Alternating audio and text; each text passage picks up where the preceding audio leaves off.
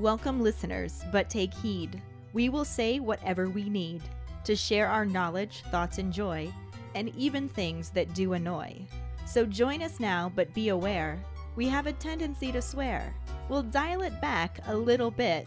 But frankly, we don't give a shit. Welcome to For Fawkes Sake, a Harry Potter book movie compare and contrast podcast.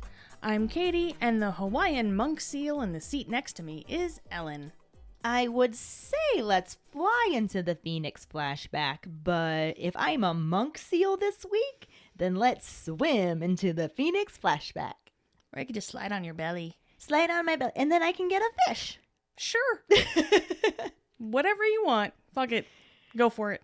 Anyway, last week we covered the second half of Chapter 18, Dumbledore's Army, and the montaged corresponding film scenes. Harry realizes that the main component of teaching is just talking about shit that you already know. Alexa ain't got shit on the room of requirement. Filch is way too trusting of mystery sweets. Nigel seems to take more abuse than the test dummies. If you need to talk Hermione into anything, just give her a library. Ron is relieved that the room of requirement actually took his butt into consideration. Nothing makes Harry more defensive than insulting Expelliarmus. Marietta is the quicker, bitchier picker-upper when Cho gets a Potter puddle. And gubular/kilter, just because Keighty wanted to hear me say it one more time. Hey, thanks. I just read what was there. All according to my plan. During episode 151, BAM! Cheez-Its! Our Potter pondering was, what would be in your personal room of requirement? Cheez-Its! Hi friends, it's Juliana with this week's Potter Pondering. What would be in my room of requirement? Well, I'm torn. Part of me wants a really nice comfy couch where I can sit and play Animal Crossing on my Switch and watch some TV. And the other part of me wants a music room, because fun fact, for those of you that don't know, I am an elementary music teacher. I would love to have my own beautifully decorated room with quiet children ready to learn and have some fun. So can I have both? Hey Ellen, hey Keighty, Jackson here with this week's Potter Pondering. So what would be in my personal room of requirement? Bookshelves all around the walls, a bar, a big screen TV, a massive couch and a whole bunch of bean bags. The TV would include gaming consoles, every subscription channel for free, a hammock, and yeah, just basically a little paradise to keep away from everyone. Hi, Ellen and Keighty. This is Ashley with this week's Potter Pondering. What would be in my room of requirement? A spare set of keys, because, yes, I always lose them. Such a surprise no one hasn't just walked up in my shit yet, but hey, somebody granny been praying for me. I done made it this far. Also, I would have a snack, yeah, because why not? Stomach always growling. $5, because I'm always short. Just $5, don't know why. And last but not least, a little cuddly something, like a little puppy or a kitty cat or something for pet therapy when I'm stressed out. Yeah, that's how you do it. Thank you so much for your responses. Our trivia question last week was, what is the charm that Hermione put on the fake galleons for the DA members? To the amazement of the DA members, Hermione used the Protean charm on the fake galleons, so when Harry changed the date on his, it would change on everyone else's. Congratulations goes to Megan Slater. Woohoo! This is 4 weeks in a row for her now. Getting to be a good streak. Yeah. Apparently, Mike was typing his answer at the same time, but she still managed to get it in first. That's what she said. Will he beat her next time? Will she keep it going? Will someone else get there before either of them? We shall see. For now, let's dive into Chapter 19, The Lion and the Serpent, and the absolutely no corresponding film scenes. Chapter 19, The Lion and the Serpent. The DA's resistance feels like a talisman to Harry over the next 2 weeks, and gets him through Umbridge's classes, even making it possible for him to smile blandly at her. Instead of reading Wilbert Slinkard's book, he just dwells on the satisfying memories of successful meetings, like when Neville disarmed Hermione, Colin Creevey mastered the impediments jinx in 3 meetings, and Parvati produced a reductor curse that was good enough to reduce a table to dust.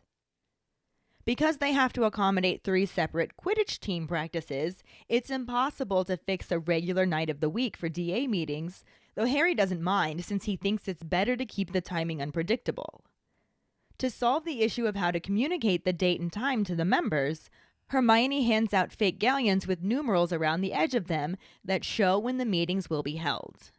She explains that she cast a protean charm on them so that when Harry changes the date on his, the other coins will change to match and grow hot so everyone knows. But then, if anyone asks them to empty their pockets, it'll just look like a spare galleon. Everyone is shocked into silence that Hermione can do a protean charm, and Terry Boot points out that it is NEWT standard and wonders why she isn't in Ravenclaw. Hermione mentions that the Sorting Hat did consider it, but went with Gryffindor in the end, and then asks if they're going to use the galleons. They all agree and collect a coin. Harry murmurs to her that the coins remind him of the Death Eater's scars, and Hermione quietly explains that that's where she got the idea from, but that she opted for engraving the date into metal rather than their skin. Harry grins and says he prefers her way, as he puts his own coin in his pocket, joking that this way their only concern is accidentally spending them. Ron doesn't think he will, since he doesn't have any real galleons to confuse it with.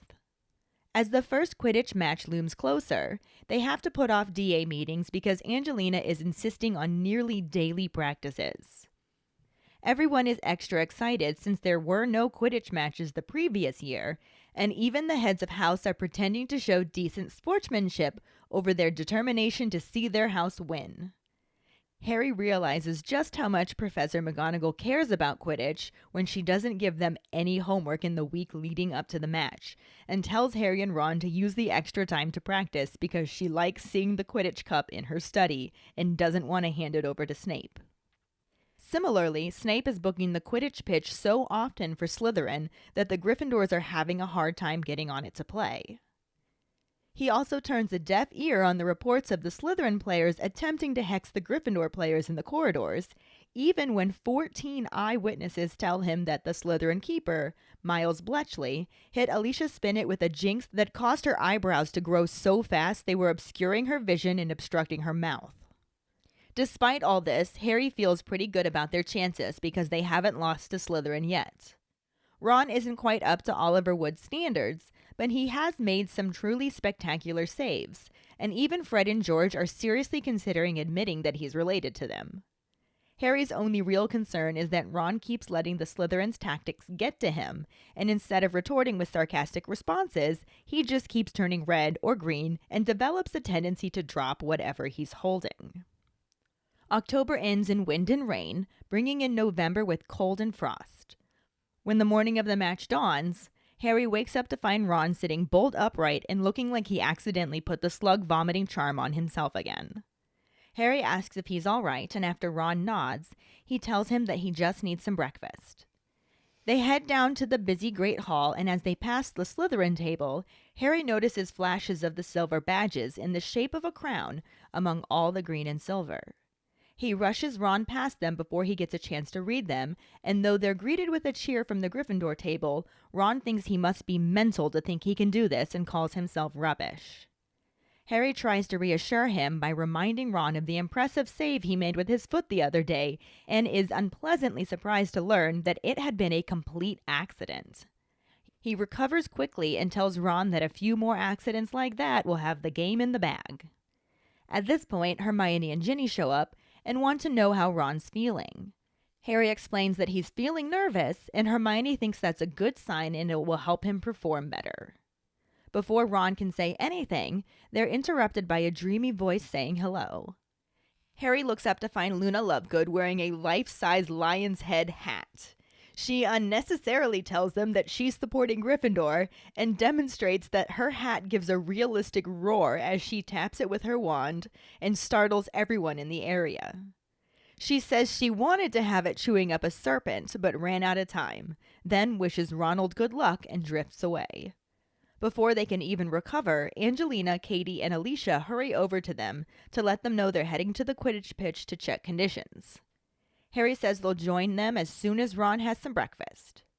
After about 10 minutes, it's clear that Ron can't eat anymore, and when they get up from the table, Hermione stands too and whispers to Harry to not let Ron see the Slytherin's badges. When Ron ambles over to them, she stands on her tiptoes, kisses him on the cheek, and wishes him luck. This leaves him too distracted to notice much around him, but Harry sees that the crown-shaped badges read, "Weasley is our king," and knows that can't be good.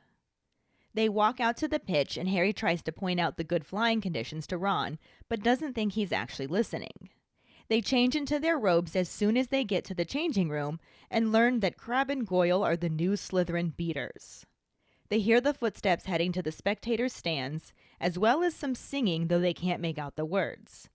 Harry is starting to feel nervous, but knows that it's nothing compared to how Ron, who looks gray, feels. Angelina tells them it's time, and they head out to find the Slytherin team waiting for them, all wearing the silver crown badges too. The new Slytherin captain, Montague, and Angelina shake hands at Madame Hooch's orders, and though he's clearly trying to crush her hand, she doesn't wince. They all mount their brooms, and the match begins, with Lee Jordan once again doing the commentary and getting yelled at by Professor McGonagall for getting off topic when he mentions that Johnson is quite the player and still won't go out with him. As the ball is passed around, Lee notices that the Slytherin section is singing and pauses to listen. The words rise loud and clear, calling Weasley their king since he always lets the quaffle in, along with some other insulting verses. Lee begins shouting to try to drown out the singing, but when the Slytherins end up scoring the first goal, they just begin singing louder. Angelina screams at Harry, who remains stationary for too long, checking on the progress, and he begins frantically searching for the snitch again, though there's no sign of it. The Slytherins end up scoring another goal, and Harry reassures himself that there's still time for them to catch up. He doesn't start to panic until Slytherin scores 2 more, though soon after Angelina scores Gryffindor's first goal. The sound of Luna's lion hat heartens him, and he's sure they can still pull back. When he finally sees the snitch, it's nearer to Malfoy, but Harry urges his firebolt forward, catching him and just managing to grab it before Malfoy can.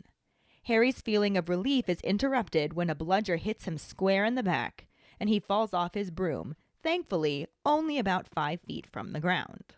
Angelina checks on him and angrily tells him it was Crabbe who hit the bludger at him the moment he got the snitch, though she is also pleased that they won. Harry hears a snort behind him and turns to see Malfoy, who is angrily sneering about how he saved Weasley's neck, commenting that he's never seen a worse keeper and asking if he liked his lyrics. Harry just turns away to meet the rest of his team, but Malfoy keeps calling insults after him, saying he wanted to write more verses, but couldn't find rhymes for fat and ugly about his mother or useless loser for his father. At this point, Fred and George figure out what Malfoy is talking about, and as he continues his jeers, Harry grabs George as Angelina, Alicia, and Keighty all grab Fred to stop them from leaping on Malfoy. But when Malfoy begins insulting Harry's mother, Harry doesn't even realize he let George go, but all of a sudden the two of them are sprinting at Malfoy and begin punching him. People are screaming, yelling, swearing, a whistle is blowing, but Harry doesn't care until someone yells impedimenta, and he is knocked over backward. Madame Hooch screams at him as he gets back to his feet, as a bloodied Malfoy is curled on the ground, moaning. She sends Harry and George straight to McGonagall's office. Their head of house meets them there, absolutely livid about their behavior. She asks them to explain themselves, and when they tell her that Malfoy provoked them by insulting their parents, McGonagall is having none of it. As she tries to explain to them what they have done, they are interrupted by Professor Umbridge clearing her throat and offering to help. McGonagall insists that she doesn't need the help and returns to admonishing the boys, giving them each a week's worth of detention. Umbridge clears her throat to interrupt her again, this time saying she thinks that they deserve more than detentions. McGonagall reminds Umbridge that since they are in her house, it is her opinion that counts. But Umbridge smiles and reveals a parchment containing Educational Decree number 25, giving the High Inquisitor the supreme authority over all punishments, sanctions, and removals of privileges as may have been ordered by other staff members. She then proceeds to ban Harry and George from playing Quidditch ever again. When Harry repeats this in disbelief, she reiterates it and also decides she better ban Fred as well, since she is sure that he would have also attacked young Mr. Malfoy if he had not been restrained. She also says that she wants their broomsticks confiscated and claims to be reasonable as she says that the rest of the team can continue playing as she saw no violence from them. She then bids them a good afternoon and leaves the room looking extremely satisfied.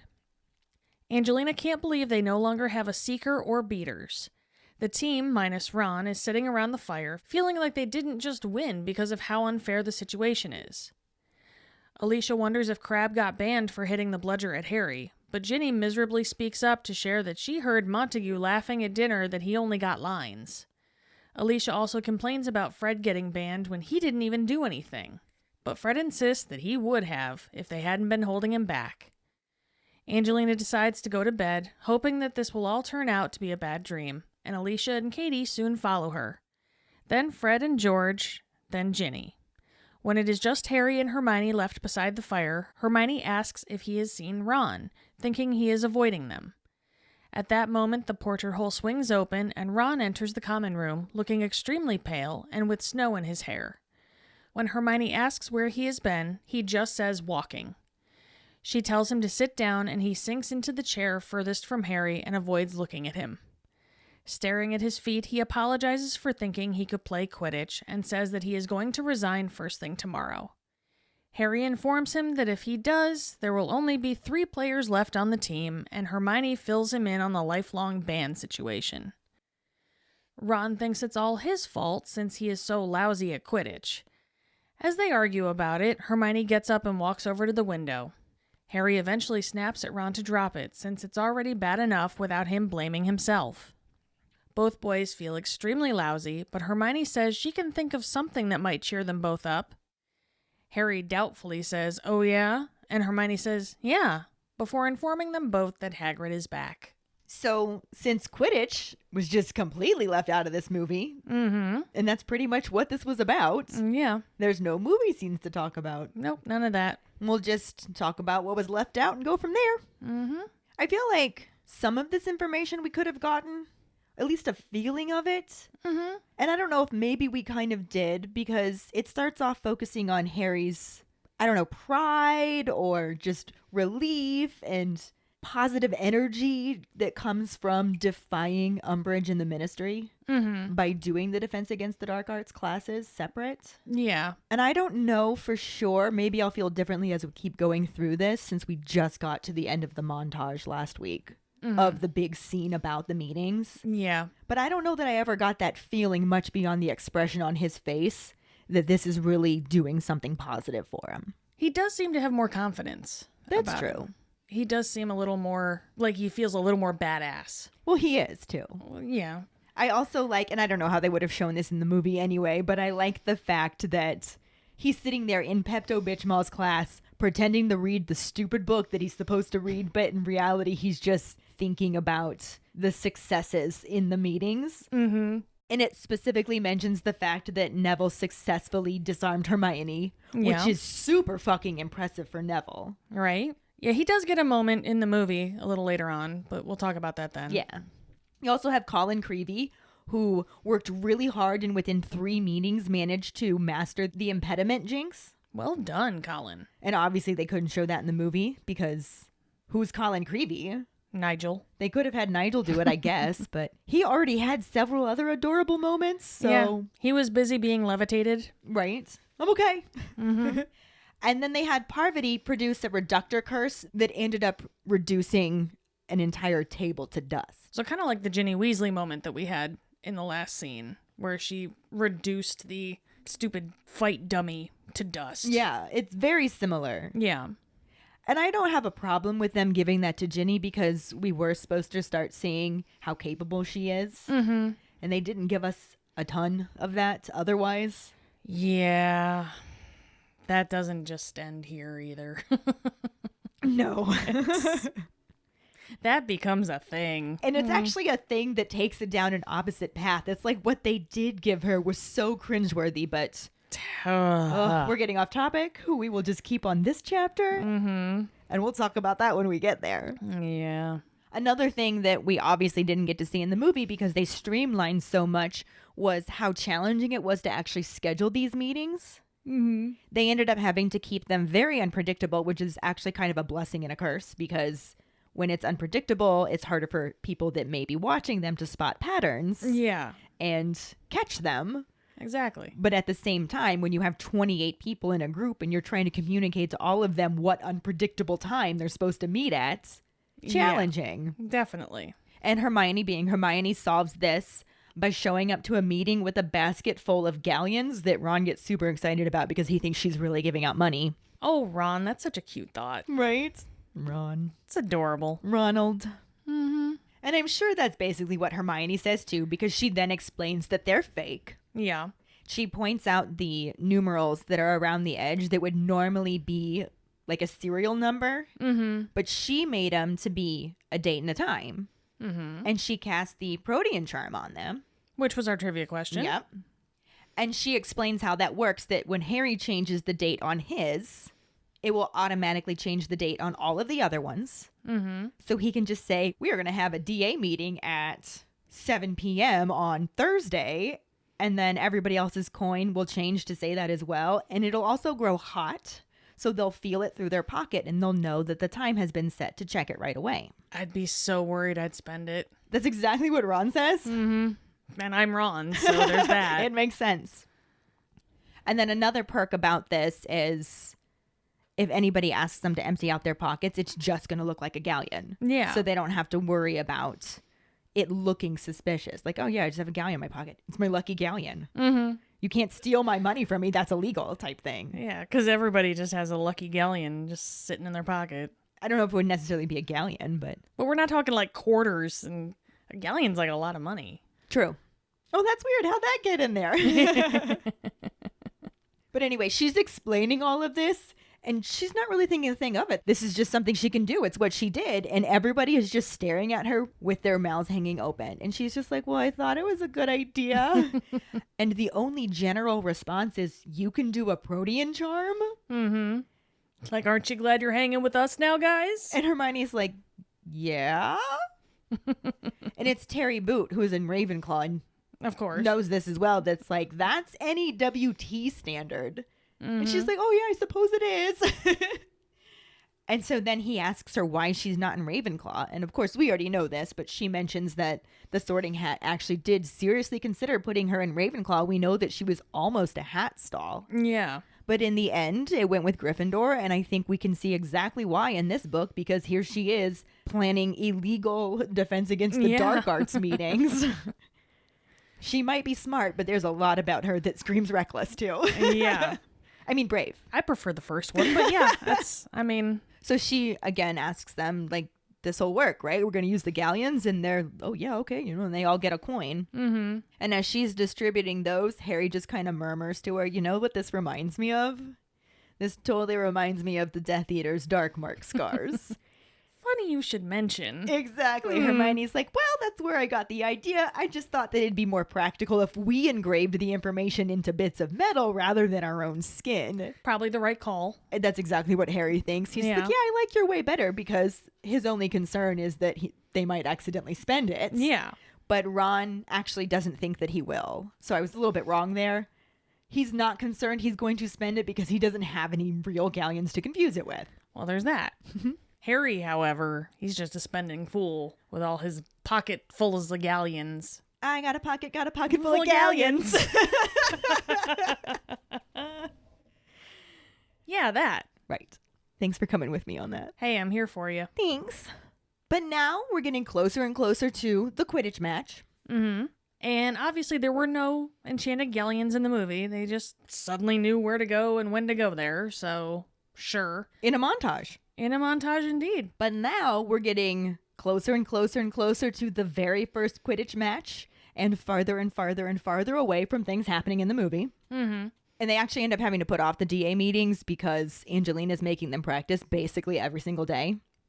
The excitement around the school is at an all-time high because they didn't get to have any Quidditch matches the year before because of the Quad Wizard tournament. Mm-hmm.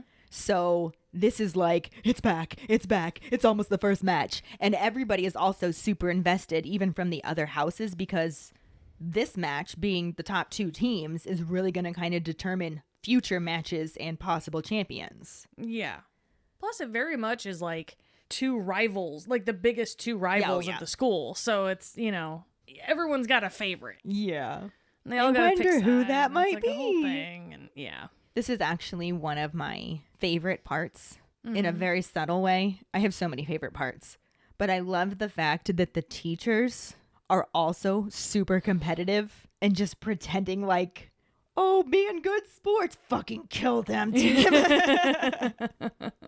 Yeah. Like, even Professor McGonagall avoids giving them homework Mm-hmm. the entire week leading up to the match so they can have extra time to practice. For the two people in that class, I mean, she probably did it for all of the classes. I'd be so pissed if I was in her class. Because you have Like, Harry and Ron in 5th year. So she probably just 5th year and up, no homework, is my bet. Yeah. I'm sorry, it better be, because I'm sitting in that class going, fuck, the jocks don't get homework, but I gotta do fucking lines all day? Fuck this. I also kind of wonder if she still gave Slytherin homework. I mean, you know Snape did. Give Gryffindor, not Gryffindor, Slytherin. yeah. I would believe that 100%. He would be looking for reasons to give Harry extra homework. Oh, of course he You would. fucked up your potion. Give me a 17,000-page essay Yeah. by tomorrow. I want 6 feet of parchment on the fucking... Reasons why I fucking hate you. on the reasons why you're stupid and your dad was a jerk. How about that, Potter? McGonagall also flat out tells Harry and Ron that she's grown accustomed to seeing the Quidditch cup in her study and doesn't want to hand it over to Snape. No pressure. Right? No pressure. And there's also no indication that she thinks she'd ever have to hand it over to Hufflepuff or Ravenclaw. Oh, no. Like, that's not going to go to Flitwick. That's not going to go to No. Sprout. That is going to go to Snape, or it's going to stay in her office, and it is going to stay in her office. Yeah. Like, oh, it's cute that you try, Ravenclaw. It's adorable that you think so, Hufflepuff, but no. No. Mine. So she's a niffler, too. Oh, definitely. Mm-hmm. So, like we already said, that we theorized Snape gave out extra homework to Gryffindor and probably Harry in specific. Mm-hmm. He is also booking the Quidditch pitch so often for Slytherin that the Gryffindors are even having a hard time getting to work on it themselves. Mm-hmm. I feel like he just stands out there. Even if they're not actually practicing, he's just like, nope, booked it for Slytherin. Yeah. Like, they're just sitting out there, like, having a picnic on the field. Doing their homework there. Yeah, just doing whatever. Catching butterflies or some shit. I don't know. Another thing that Snape was doing was turning a blind eye on all of the reports that Slytherin Quidditch players kept hexing or jinxing the Gryffindor Quidditch players in the corridors. Of course he did. That's what he does anyway. In one particular instance, there were 14 eyewitnesses that told him that Miles Bletchley hit Alicia Spinnet with a jinx that caused her eyebrows to grow so fast it was like a fucking curtain over her face all the way down to her mouth. Ew. And Snape, despite having 14 eyewitnesses, just insisted that she must have tried doing a hair thickening charm or something, and it got out of control. I know we've said this before, but that man should never have been allowed to teach. No, not even a little bit. Mm-mm. But despite all of this, this is definitely some tension building up, some nerves leading up to the match. Mm-hmm. Lots of practicing. Harry's still feeling pretty good about their chances, because at this point, they have never lost to Slytherin. Yeah. Nazi von Douchebag II might be a pain in the ass, but he's not really that good of a Quidditch player. Oh, he's a shitty player, man. Yeah. He may have gotten them good brooms, but that's about all he brings to the table. His daddy bought his way onto that team. Yeah. Like, there is no other reason for him to be there. Yeah, so he's not really concerned about it, No. much beyond the fact that Ron's not quite up to Oliver Wood's standards. Oliver Wood. That's what I said, Oliver Wood. Oliver Wood. That's what I said. But during their recent practices, he has made some truly spectacular saves to the point that even Fred and George, and this is one of the most brotherly statements that I have ever read in any book ever, Fred and George are seriously considering admitting that he's related to them. That's really sweet. Right?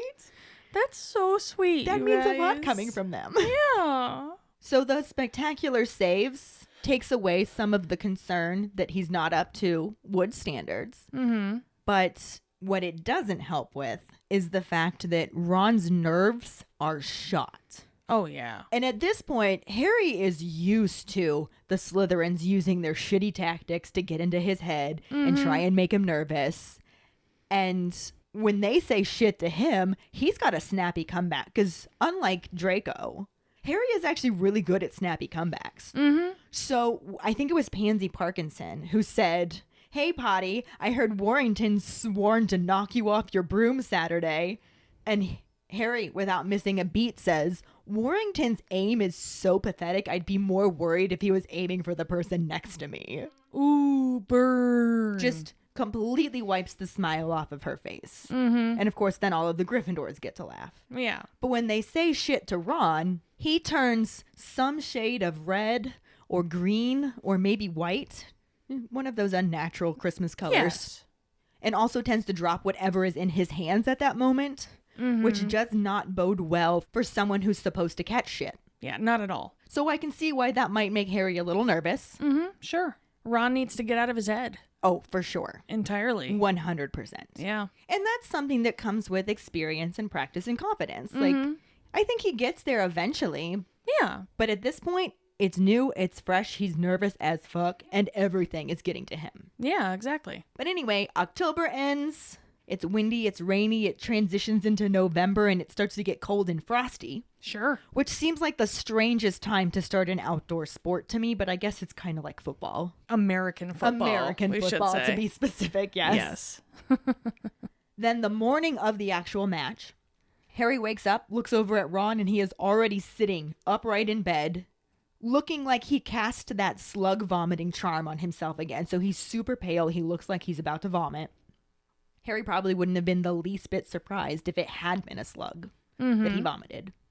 And he's just like, "You okay?" You're right. And Ron manages to nod.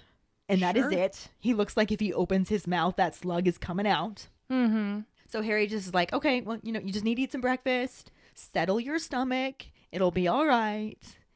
And he gets him down to the Great Hall. Things are starting to get really busy down there because everybody's trying to eat before the match. And when they walk past the Slytherin table, Harry is noticing all of these extra flashes of silver amongst the silver and green that they're all wearing. Mm-hmm.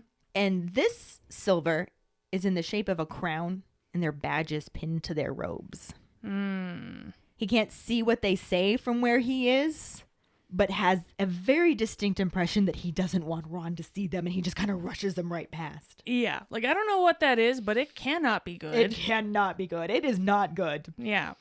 We'll get to that. Mm-hmm.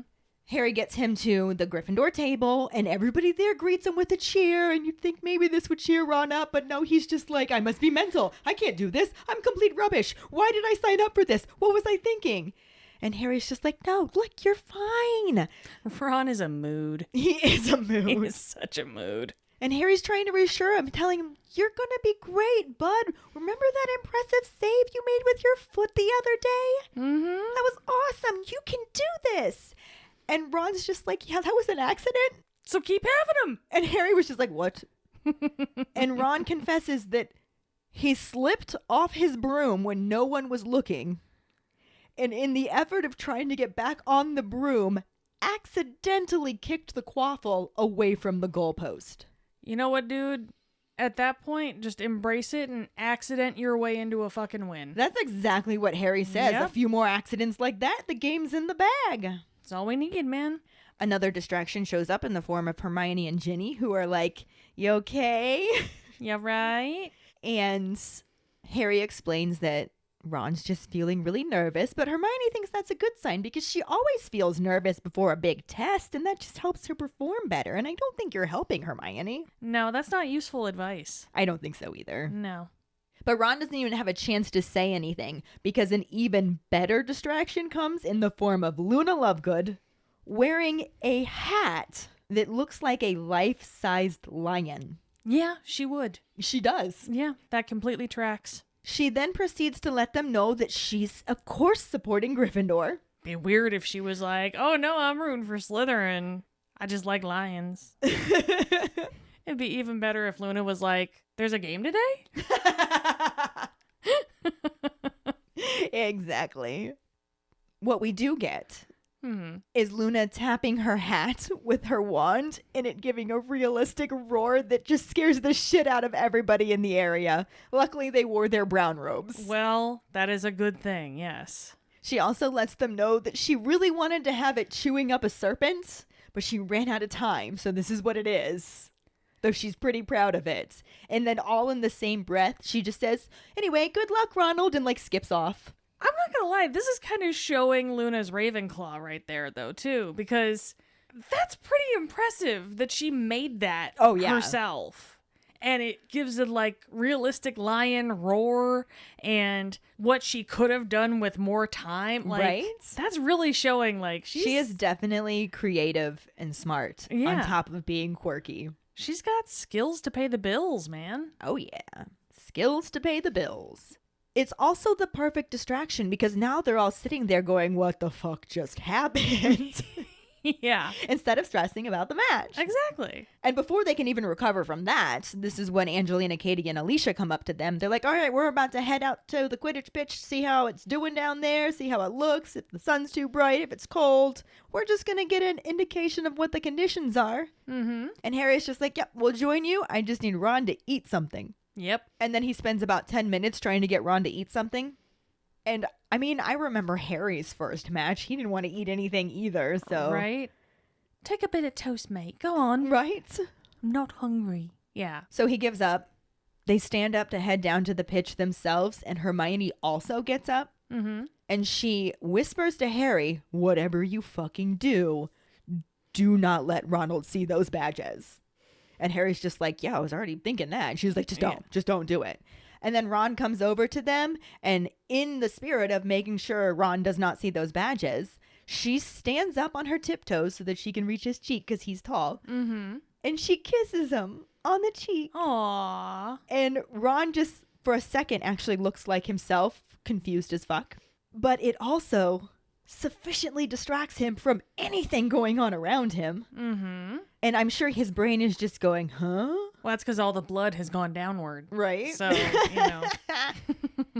Harry, however, isn't remotely distracted by this because it wasn't Cho kissing him on the cheek. Well, yeah, there's that. Sure. No choner boner at this point. Nope. So he knows exactly what's going on around him, including the fact that those silver badges in the shape of a crown say Weasley is our king. That does not bode well. Yeah, considering that it's the Slytherins wearing it, this is not a good thing. No. No. But obviously wanting to keep Ron away from it, he doesn't say anything. They just walk down to the pitch and he talks about how good the flying conditions are to Ron. Like, oh, look, we're not going to have to fly into the sun and blah, blah, blah, blah, blah. And Ron's just like, duh. And I don't know if at this point, if it's the impending Quidditch match or Hermione's kiss or a weird blend of the two, but he's just not listening. I'd say a little bit of both, maybe. But they get to the changing rooms. Angelina's already in her robes, so they change into theirs. And they listen to her talking to the rest of the team and end up learning that there are new beaters. Mm-hmm. Some boulders by the name of Crab and Goyle. Wait, we know them. Right? And she's just like, I don't really know anything about them. The old beaters, she was really surprised that they knew which end of the broomstick they were supposed to sit on and stuff like that. And Harry assures her that Tweedledoosh and Tweedledumbass are cut from the same mold. Oh, yeah. So he's even less concerned now. Mm-hmm. And that gets increased just a little bit when everybody starts making their way up to the stands and they can hear singing that they can't make out. This is when the nerves really start to kick in for Harry, but as Ron, who looks completely gray at this point, just to add another color to Oh, yeah. This range that he's been changing to all week. Perhaps like a puce. Right? Yeah. Ron's looking gray, so Harry knows that he doesn't feel anywhere near as bad as Ron does, but he is definitely starting to feel some nerves. Mm-hmm. And then Angelina tells him it's time, and they make their way out to the Quidditch pitch themselves. And there is the entire Slytherin team waiting for them, naturally. Mm-hmm. All also wearing the silver crown badges. And at this time, I have to figure Ron maybe notices it. I'm surprised he made it that long without somebody strategically coming up to him. Yeah, I don't know. If he looked really like he was about to puke slugs again, they may have been avoiding him. I feel like that would have just been a bonus for them. Anywho, Madam Hooch naturally is overseeing the match. Any hooch? Any Hooch. Hooch is crazy. Hooch is crazy. She orders the captains to shake hands, and Angelina and the new Slytherin captain, Montague, shake hands, and he's clearly trying to crush hers, but being a badass, she doesn't wince at all. Well, of course, because she's Angelina fucking Johnson. Right? And then they all get on their brooms and start playing, and we got Lee Jordan commentating, and naturally getting off topic and getting yelled at by Professor McGonagall. My favorite is when he mentions what a player Johnson is, and then says, I've been saying it for years and she still won't go out with me, which is hilarious for multiple reasons. Number one, he kind of called her a player. Like, Yeah. obviously he meant Quidditch player, but was kind of also implying she gets around but won't go out with him. Yeah. Is how that came across to me. Oh, yeah. Number two, Fred totally took her to the Yule Ball last year. Mm-hmm. So are they like trying to date the same girl? Because George later marries her. I mean, it feels like a community broom situation. I'm not going to do Angelina dirty like that. No, So I just think that she is the shit and all of the guys want her. Mm-hmm. Can you blame him? No. No. Anyway, Quidditch happens, Quidditch happens, Quidditch happens. Neither Katie and I are very sports ball associated, so Yeah, things... that's about what we're giving you there. We're not going to focus on the details of it. Balls are in the air and doing things. People are and flying.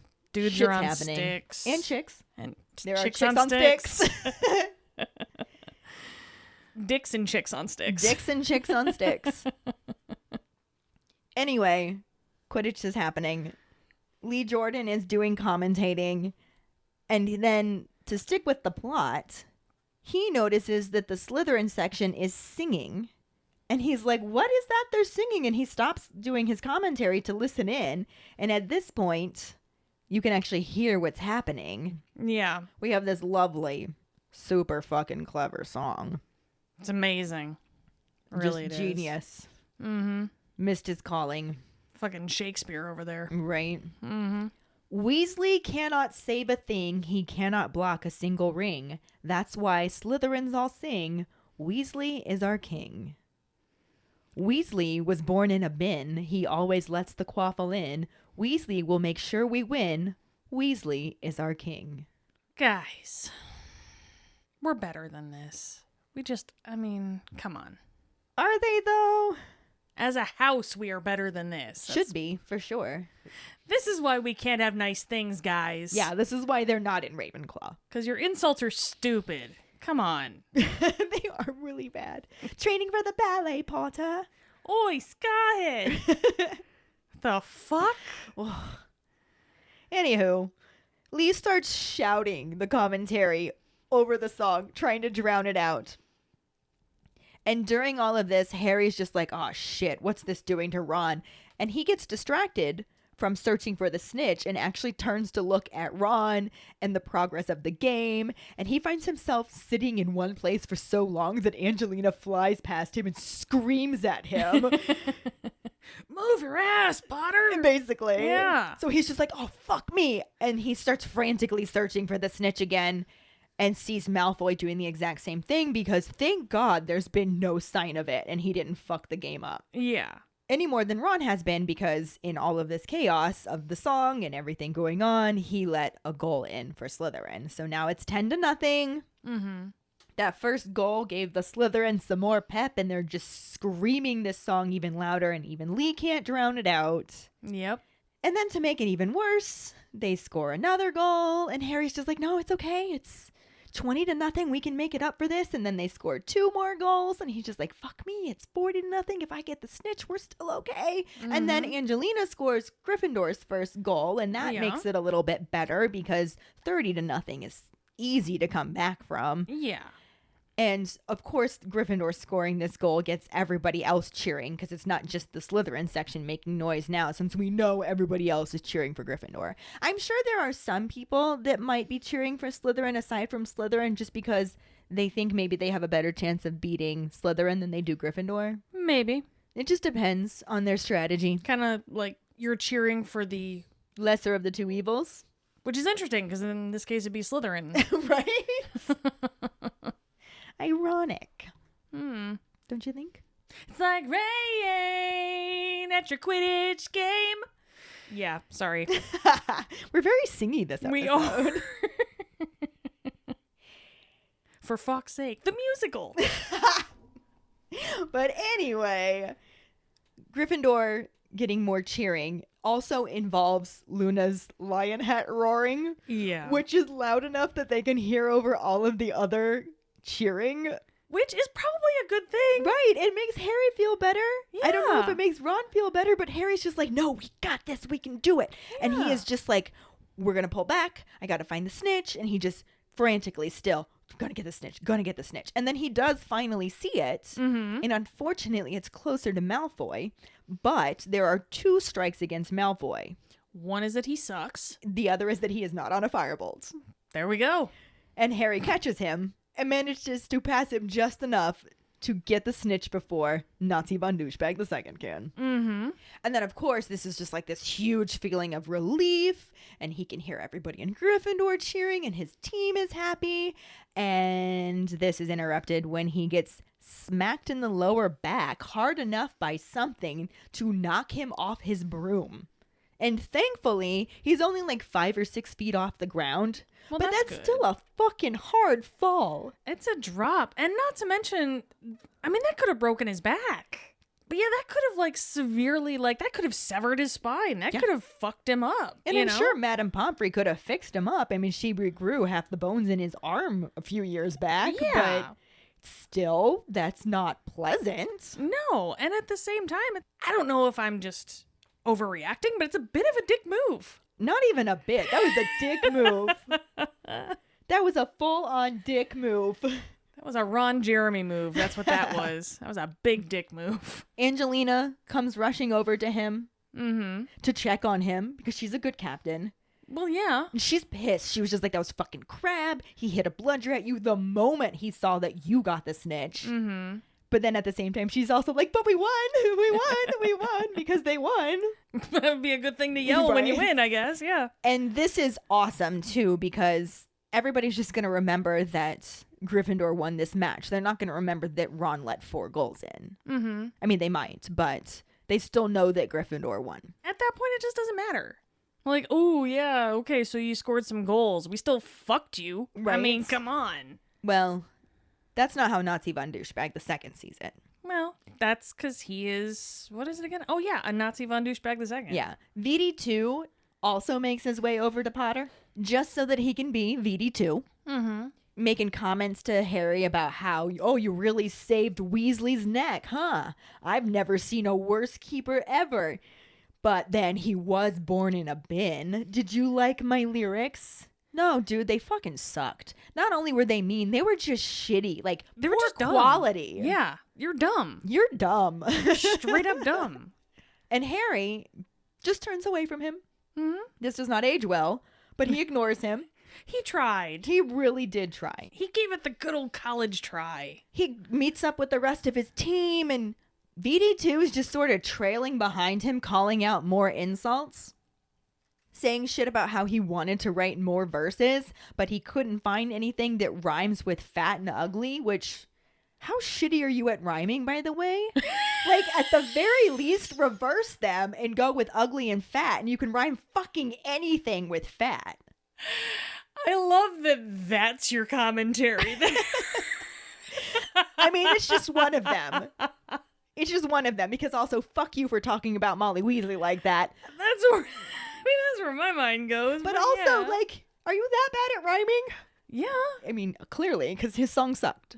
I kind of feel like if I were Harry, I would just be turning to him like, I'm sorry, I can't hear you over the sound of the fact that we fucking won. Right? I can't hear you over the celebrating that Gryffindor just kicked Slytherin's ass. Mm-hmm.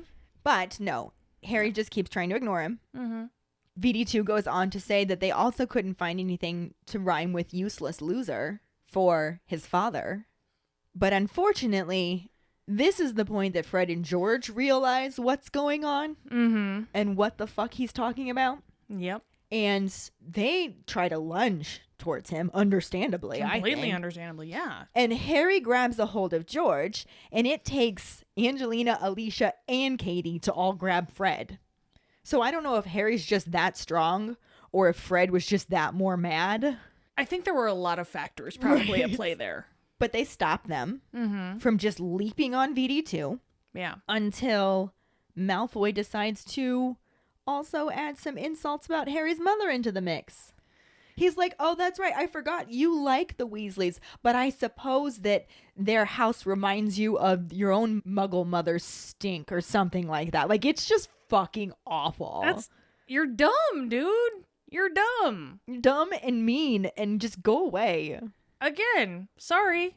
I can't hear you over the sound of me catching the snitch and you not, bitch. Right? But that's not what he does. What he actually does is let George go and the two of them sprint at Malfoy and just start punching him. I mean, that would definitely be my plan B. For sure. Yeah. I'm impressed that he made it that long. Mm-hmm. The teacher in me is just like, oh, Harry, because you don't ever actually solve anything with violence like that. No, but it fucking feels good sometimes. Right? The emotional side of me knows that. Yeah. It's like, that side of me is just like, good for you, sticking up for yourself. He's terrible. But then the teacher in me is just like, Harry, Harry, Harry. Harry, Harry, Harry, Harry, Harry. And this, of course, sets off like girls screaming, people yelling, people swearing. That's probably George and Fred and Harry swearing. Sure, yeah. Somebody's blowing a whistle, which we can imagine is crazy Madam Hooch. Crazy Madam Hooch. But Harry just doesn't care, and he just keeps punching Malfoy until somebody hits him with impedimenta, and he sends him flying backwards. Mm-hmm. And then he gets back up to his feet as Madam Hooch is running up to him, screaming at him, like, what do you think you're doing? You go straight to your head of house's office. And that's where Harry and George go, and they meet McGonagall there, and she's just like, what do you think you were doing? I feel like we've heard this before. Right, What's just going talking on? about how disgusting their behavior was, and she's just like, explain yourself.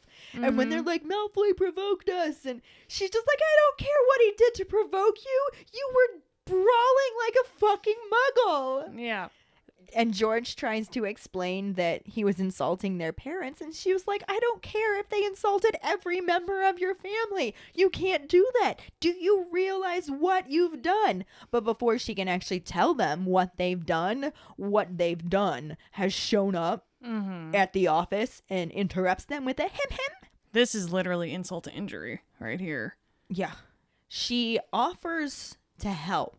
Oh, I bet she does. And McGonagall's just like, fucking help? Like, what do I need your fucking help for? Yeah. And she was just like, oh, I thought you might be grateful for a little more authority. Bitch, I will cut you. Yeah, what she actually says, although I'm 100% positive that it translates to bitch, I will cut you, is you thought wrong. Mm-hmm. And she just goes right on doing what McGonagall's gonna do. Yeah. What she's been doing for 38 years. McGonagall gonna McGonagall. Right. And she tells the boys that it was completely unacceptable. She's so disgusted, blah, blah, blah, blah, blah. She's giving them each a week's worth of detention. And then, of course, Harry's immediately like, what? And she's like, don't give me that look, Potter. Do not sass me, sir. You deserve this. Mm-hmm. Pepto-Bitchmal, hem, again. Of course she does. And interrupts to say that she thinks they deserve more than detentions. Yeah, well, I think that you deserve to get kicked in the head by a troll. Or a centaur. Sure. Foreshadowing. So McGonagall just reminds Pepto-Bitchmal that as she is their head of house, Gryffindor, it is her opinion that counts, not Pepto-Bitchmal's. Mm-hmm. And Pepto-Bitchmal just smiles and says, oh yeah, about that. Reaches in her robes and pulls out a parchment. McGonagall's literally like, not another one.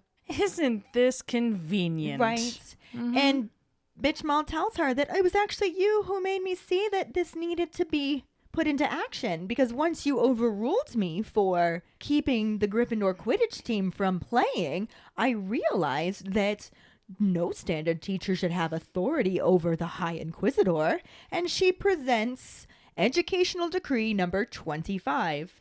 Wait, Educational Decree number 25, not 394, perhaps? Anywho, this is in the book, Educational Decree number 25, and it says the High Inquisitor will henceforth have supreme authority over all punishments, sanctions, and removal of privileges pertaining to the students of Hogwarts, and the power to alter such punishments, sanctions, and removals of privileges as may have been placed by other staff members. So basically, we're looking at a dictatorship. Yes. Except in this case, it's a bitch-tatorship. Yes. A pepto-bitch-tatorship. A pepto-bitch-tatorship. Hierarchy be damned. Anyway, because this Educational Decree number 25 gives her an unprecedented amount of power, she uses said power Of course she does. to ban Harry and George from playing Quidditch ever again. Of course she does. Right? And Harry's just like, ever again? Bold of her to think she'll be there more than a year. She is in the cursed position. She doesn't know that. Mm-hmm. She probably should at this point, but You would she's think. not that smart. I don't think she was Ravenclaw either. Yeah, she was Slytherin. What? I'm trying to ignore that fact. Understandably. Mm-hmm. But Harry repeats, banned from playing Quidditch ever again?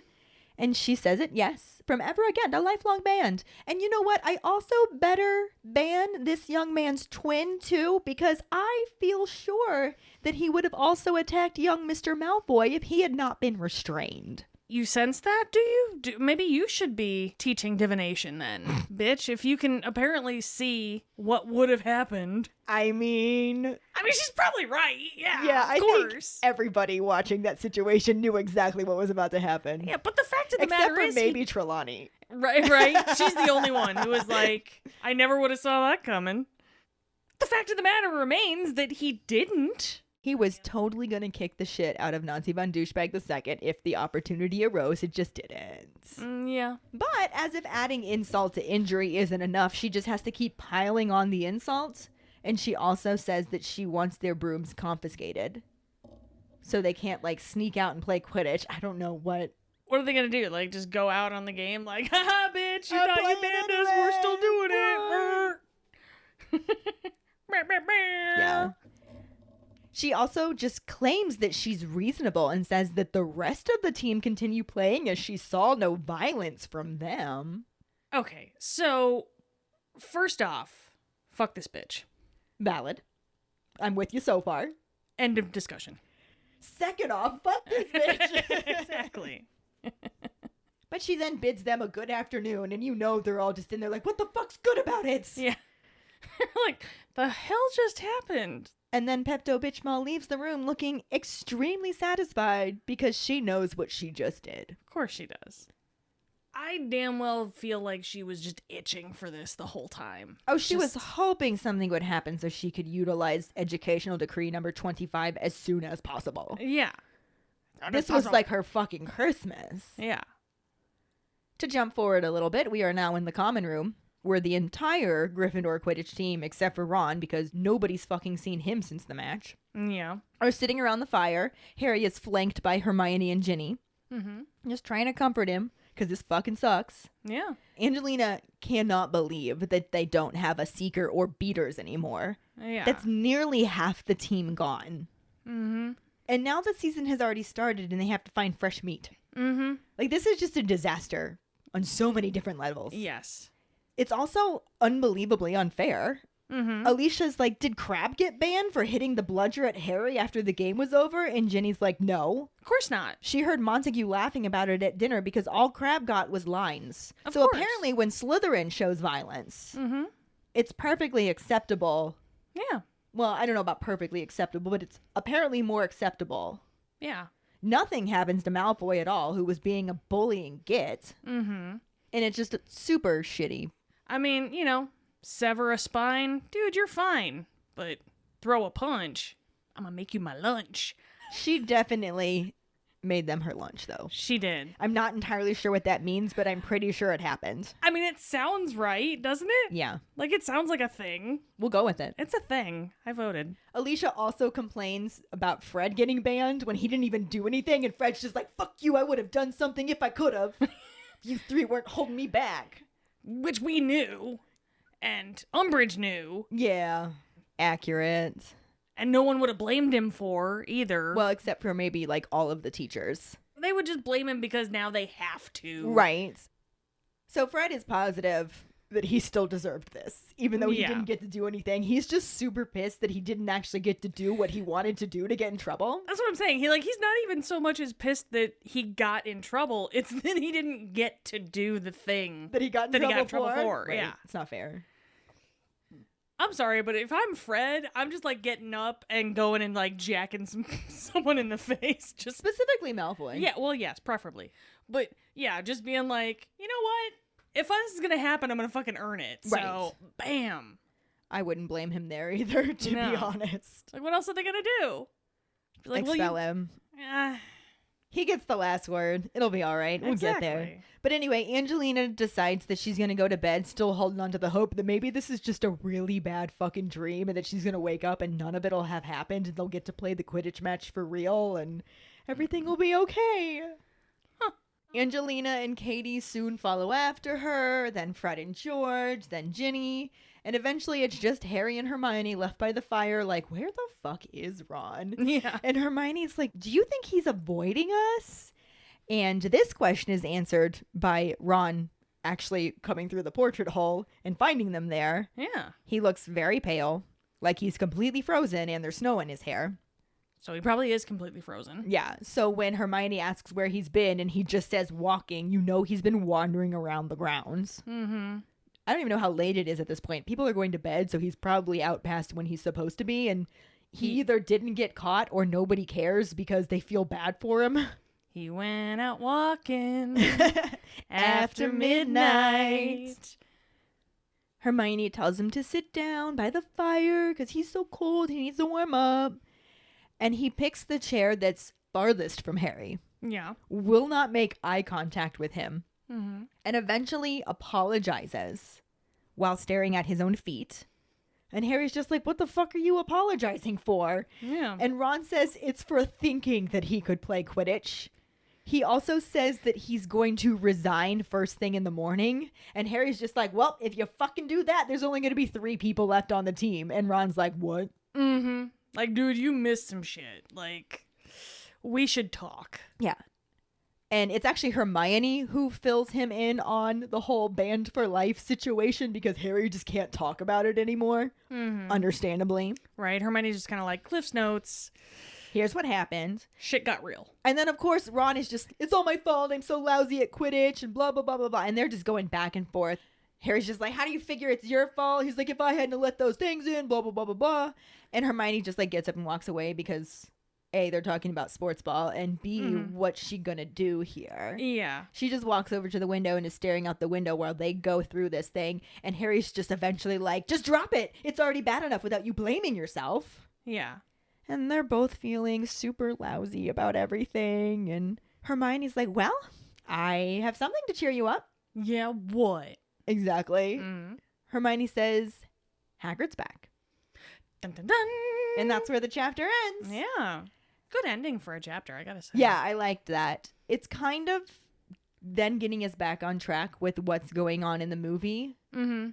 However, at the same time, it's not because the next chapter has a movie section and it's just in the wrong order. So Yeah, it's a thing. Yeah. it'll work. It's just going to be weird for a few weeks in a row. Yeah. But since we're at the end of the chapter and there were no movie scenes, there were no actors to talk about. Yep. No scenes, therefore no actors, therefore Potter Pondering. Let's do it. Do you think it was okay that the Order of the Phoenix film left out Quidditch completely? Find the post on our Facebook page and share your thoughts. Or call us at 216-526-6792 and leave your response as a voicemail. Get it to me by Wednesday to make sure I can get it in the episode. Make sure you start off by telling us your name and then go into your answer. If you can't make the deadline to get it in the next episode, don't forget you can also stitch your response on TikTok. We really look forward to reading, hearing, and seeing them. This will bring us to our sorting hat story, which is from Liz Bennett. She writes, I'm a Ravenclaw. My wand is acacia wood and my Patronus is a calico cat. When I was 11, our middle school class field trip was to see the new movie Harry Potter and the Sorcerer's Stone. Harry and his friends were all 11 years old and relatable characters. I remember loving the movie and was so happy when they announced they were going to read the second book in our reading class in school, Harry Potter and the Chamber of Secrets, and we all had the chance to discuss it as a class. Publishers had announced that they were releasing a fourth book during the summer between 7th and 8th grade. I was about 13 at this time, and the school was enforcing a summer book project. My love of fantasy started to bloom, and I chose Harry Potter and the Prisoner of Azkaban for my summer project. After this, I forced my grandmother to attend every midnight release at the local Walmart to obtain the first edition of Harry Potter and the Goblet of Fire, Harry Potter and the Order of the Phoenix, Harry Potter and the Half-Blood Prince, and finally, Harry Potter and the Deathly Hallows. It's important to mention that I was 11 years old when I started reading this series, and growing up with these characters truly was an experience I cherish. As teenagers, many experience anxiety and boredom. Growing up in a small town can mean that there aren't many options for entertainment, especially regarding children/family-friendly events. So these books were my relief, escape from the daily grind. They were so much more than books to me. Friends is a more accurate sentiment. Aww. I get it, Liz. Mm-hmm. Thank you so much for sharing your sorting hat story with us. Yeah, thank you so much. Seeing as how you're friends with Megan, I figure you have to be awesome. Well, of course. And if any of you other keepers out there listening would like us to read your sorting hat story on a future episode, you can email it to us at forfawkesakepodcast@gmail.com. Let us know your house, wand, Patronus, how you got into Harry Potter, and anything else you might want to share with us. Or you can message it to us over social media. This week's trivia question is, what is the first gift that Hagrid and Madame Maxime brought to the Gurg of the Giants? The first one who responds with the correct answer and the code word #respectfulgreetings will get a sticker. Another way to get a sticker is to rate and review us through iTunes or Facebook. Make sure to email us at forfawkesakepodcast@gmail.com to let us know you did, and we will get back to you to figure out which sticker you want and where to send it. Don't forget to find us and follow us on Facebook, Twitter, and Instagram at FawkesSakePod. Following us on Podbean at fawkesakepod.podbean.com will get you the episode as early as possible and give you a leg up in answering the trivia question. You can also go to our website at forfawkesakepodcast.com to check out our For Fawkes Sake and Harry Potter related merchandise for sale. Don't forget to subscribe to our YouTube channel where we post our weekly podcast episodes, cooking show episodes, vlogs, bloopers, and other random videos. If you would like to support us as a patron, you can sign up on patreon.com/FawkesSakePod. $2 and up a month will get you some awesome perks like For Fawkes Sake swag, access to patron-only Facebook groups, chats, our Discord channel, virtual hangouts, and more. As always, any support you can give is greatly appreciated, even if it's just telling your Harry Potter friends about us. And if you don't have any Harry Potter friends, there's another reason to join our Patreon, because you will meet some of the best Harry Potter people ever. I mean, just the best people ever, really. There's that too. Period. End of sentence.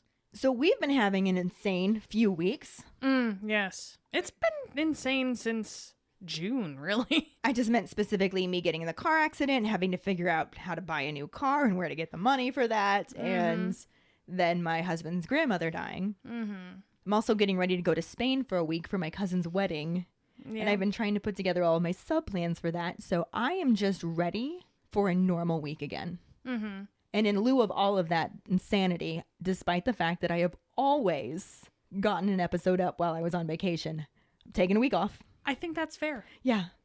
So we're actually going to skip a week next week. Join us back in 2 weeks when we talk about Chapter 20, Hagrid's Tale and the semi-corresponding film scenes. Thanks for listening. We hope you hear us again.